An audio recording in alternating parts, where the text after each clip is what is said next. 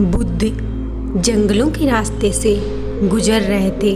वहीं पास में एक आश्रम था जहाँ पर कुछ साधु संत हवन यज्ञ कर रहे थे।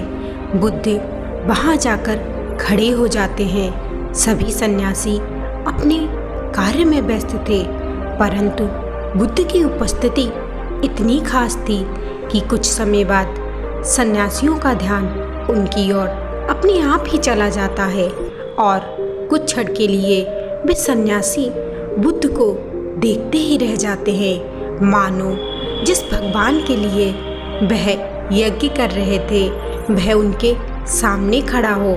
आश्रम के मुखिया का नाम उर्मिला कश्यप होता है।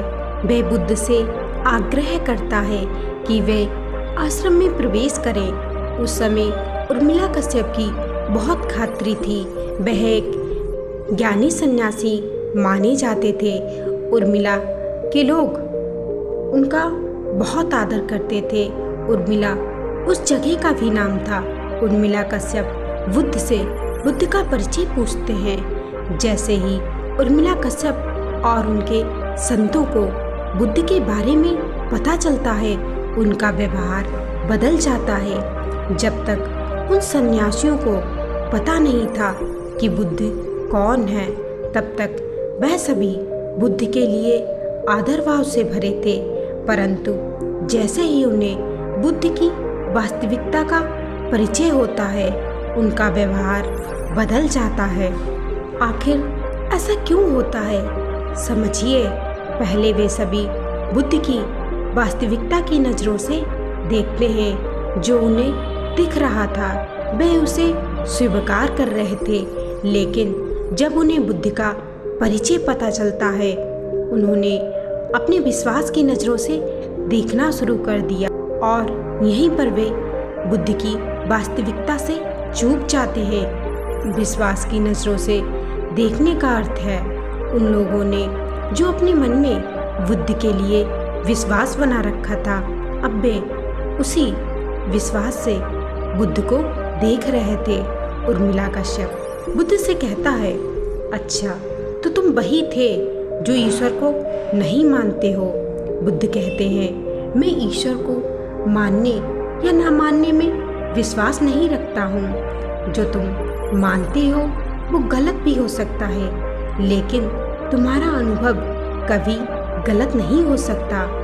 जिसका तुम्हें अनुभव ही नहीं, उस बात का दावा करना व्यर्थ है, और जिस बात का अनुभव है उसका दावा करने में कोई आवश्यकता नहीं।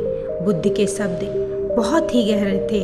वहाँ पर सभी सन्यासी बुद्ध के उत्तर से हिल जाते हैं, परंतु वे सभी अपने अहंकार से बचने के लिए बिना कुछ बोले बुद्ध को एकटक देखते रहती। उन सन्यासियों ने पहले कभी नहीं देखा था। उर्मिला कश्यप बुद्ध की बातों को सुनकर हैरान रह जाता है। प्रश्न अगर सही हो और बात अगर अनुभव की हो तो वह किसी को भी हिला सकती है। उर्मिला कश्यप बुद्ध से कहता है, रात बहुत हो गई है, इसलिए हम इस बात पर कल बात करते हैं। आप मेरी कुटिया में आराम कर सकते हैं। बुद्ध, नहीं नहीं, मैं किसी को कष्ट नहीं देना चाहता। अगर कोई और कुटिया खाली हो तब आप बता दीजिए, अन्यथा मैं वृक्ष के नीचे भी विश्राम कर सकता हूँ। तब उर्मिला कश्यप का एक शिष्य कहता है, गुरुदेव, एक कुटिया तो खाली है, परंतु उस कुटिया में एक जहरीला सांप रहता है। वहाँ रात बिताना सुरक्षित नहीं है। बुद्ध कहते हैं, आप चिंता ना करें, मैं उसी कुटिया में रात बिता लूँगा। तब उर्मिला कश्यप कहते हैं, मुनिवर, वह स्थान सुरक्षित नहीं है, आप वहाँ मत सोइए। बुद्ध कहते हैं, इस पृथ्वी पर हर स्थान मेरे लिए सुरक्षित है और ये मेरे अनुभव की बात है, आप चिंता ना करें। बुद्ध उस कुटिया में सोने की जिद इसलिए कर रहे थे क्योंकि माना जाता है जब भी आत्मज्ञान के करीब होता है तो उसके आसपास के सांपों को यह बात सबसे पहले पता चलती है।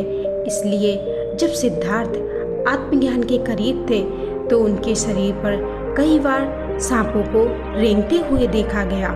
बुद्ध का बिस्तर उस कुटिया में लगा दिया जाता है और बुद्ध अपनी साधना में लीन हो जाते हैं, लेकिन जब वे आंखें खोलते हैं तो एक लंबा काला और जहरीला सांप उनके सामने होता है। बुद्ध, इस स्थान को छोड़ दीजिए, आपके लिए सुरक्षित नहीं है, आप कुछ भी नहीं करोगे, फिर भी लोग आपकी हिंसा करेंगे और आपको मार डालेंगे, इसलिए तुम्हें जंगल की ओर चले जाना चाहिए। मनुष्य भय से पीड़ित है, जहाँ उसे भय दिखता है वह उसे खत्म कर देना चाहता है। बुद्ध की बातों को सुनकर वह सर्प उस स्थान को छोड़कर जंगल की ओर चला गया। बुद्ध ने अपने मनोभाव से उस सर्प को सारी बातें समझा दी। बुद्ध उस कुटिया में इसलिए रुके थे ताकि वह उस सांप की जान बचा सके, जिसमें मनुष्य और पशुओं के लिए इतनी दया हो, उसे ही बुद्ध कहते हैं। सर्प का उद्देश्य किसी को काटना नहीं होता, ना उसे काटने में मजा आता है। जिस प्रकार मनुष्य अपनी सुरक्षा के लिए प्रहार करता है, ठीक उसी प्रकार सांप भी अपनी जान बचाने के लिए प्रहार करते हैं। यदि हम किसी को प्राण दे नहीं सकते तो हमें प्राण लेने का कोई अधिकार नहीं है। दोस्तों, वीडियो पसंद आया हो तो लाइक और सब्सक्राइब करके ज़रूर ही बताइएगा। तब तक के लिए जय हिंद, जय भारत।